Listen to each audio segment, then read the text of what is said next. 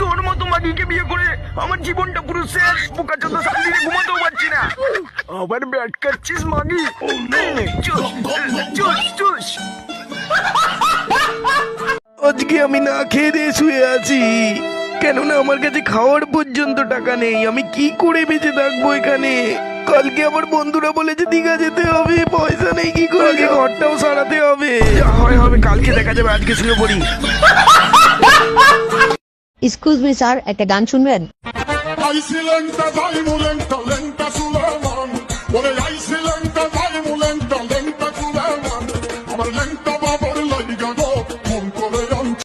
মা বাড়িতে নেই, এবার লুকিয়ে লুকিয়ে সব খেয়ে নেবো।